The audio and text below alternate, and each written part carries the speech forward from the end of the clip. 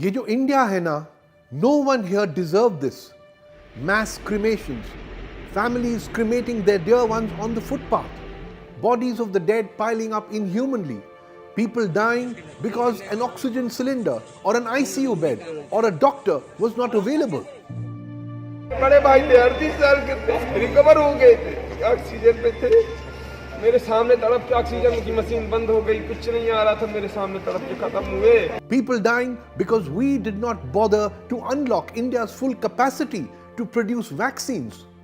Why have we come to this point? Unfortunately, it's not just the virus.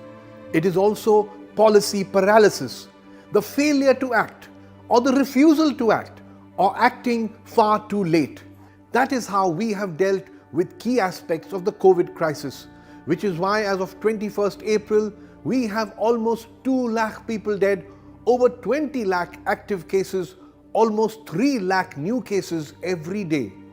Policy paralysis was the stick used to beat the UPA2 government with, but this time the cost of policy paralysis is many, many lives. Doctor चिल्लाते रह गए, doctor चिल्लाते रह गए, कोई doctor नहीं आया, कोई डॉक्टर नहीं आया, कोई डॉक्टर नहीं आया। Let's talk about vaccines. The Sarkar's slogan was, जब तक दवाई नहीं, तब तक ढिलाई नहीं. The government knew that vaccines were the key. But what was done to raise production? Almost nothing. While countries like the US and UK gave advance funding to vaccine makers, India's biggest vaccine producers, Serum Institute and Bharat Biotech, got no government support. Serum Institute invested 2,000 crores of its own money and got rupees 2,200 crores from the Bill and Melinda Gates Foundation to increase capacity. Bharat Biotech relied on internal resources. But why did Bill and Melinda Gates have the wisdom to support India's biggest vaccine maker and not our own government? By August 2020, the US government had invested 44,700 crores, $6 billion across several vaccine companies including Moderna, Pfizer, Johnson & Johnson, even while they were developing and testing vaccines. That is what governments do. They think ahead. Why did we let all these months go by?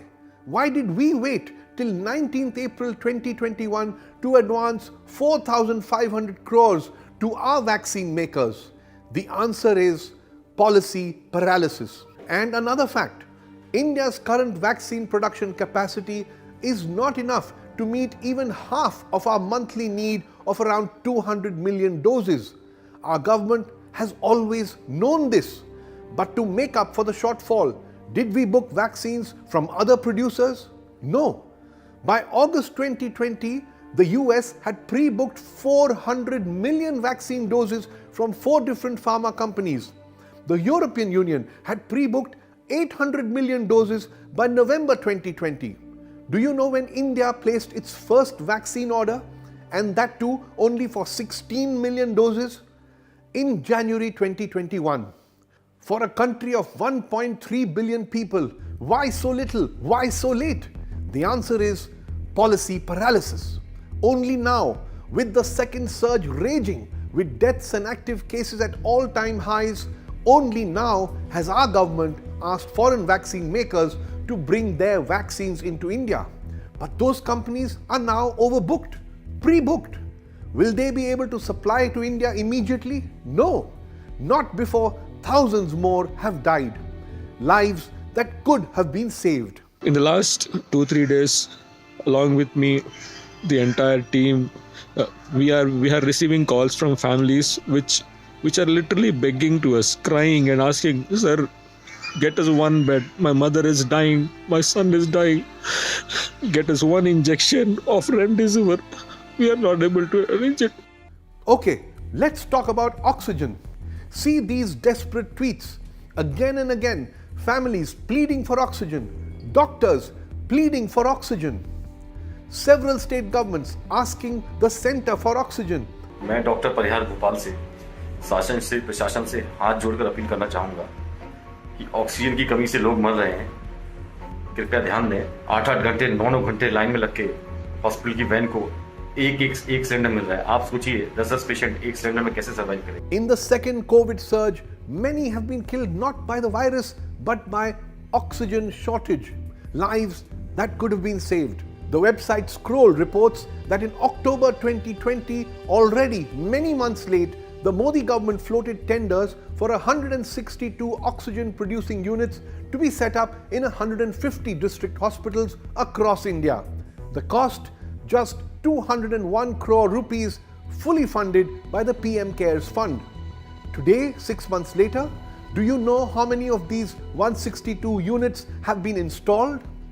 Only 33. In UP, out of 14 units, do you know how many oxygen units have been installed?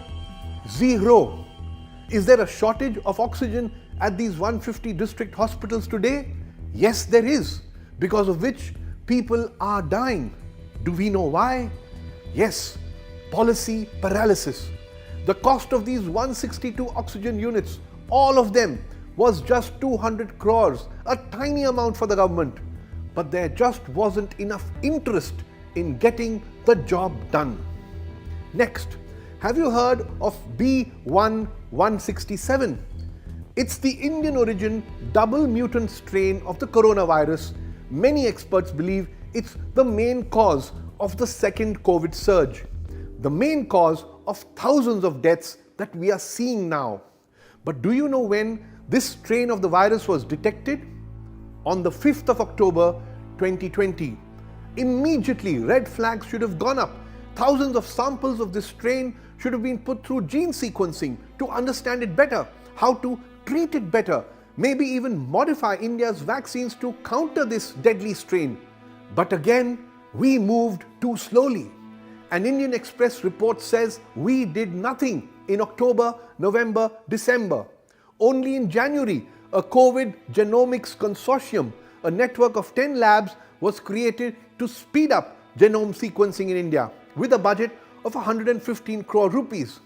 But it's April now and these labs have achieved very little. Do you know why? Because the central government did not give 115 crores to the Department of Biotechnology. The department was told to find the money on its own, and the department was able to allocate the first amount of 80 crores only on 31st March. 6 priceless months after this deadly strain was actually detected. As we all know, by 31st March, the second surge had already gone out of hand, lakhs of cases, thousands of deaths, lives that we failed to save. Why? Because of policy paralysis. There are other questions too. Why was a go-ahead given to religious gatherings like the Kumbh Mela? Didn't the government know it would be impossible to impose COVID norms there? They knew. लेकिन आस्था और गौरव के सामने health क्या चीज है? After first allowing a mega super spreader event, it was hurriedly wrapped up, but we know the damage is already done. Then again, why was permission given for massive election rallies during the ongoing assembly elections, followed by backtracking now? Again, by holding these daily super spreader political rallies for weeks, the damage has already been done. And finally, lockdown. Last year's lockdown policy was seriously flawed, imposed without warning, stopping all trains and buses, forcing lakhs of migrant workers to walk home in the middle of the pandemic. It caused immense pain. And yet the government congratulated itself repeatedly for imposing one of the strictest lockdowns in the world. So now prepare to be more confused as the PM has issued a plea on 20th April against lockdowns. So, lockdown, no lockdown, partial lockdown, what is the government's policy to counter the second surge? We actually don't know. That is policy paralysis. Meanwhile, migrant workers are again rushing home. The economy will take a hit again, and yet again, thousands will die.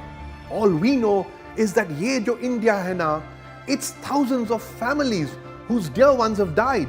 The lakhs who are struggling for ICU beds, oxygen, vaccines across the country, they all deserve better.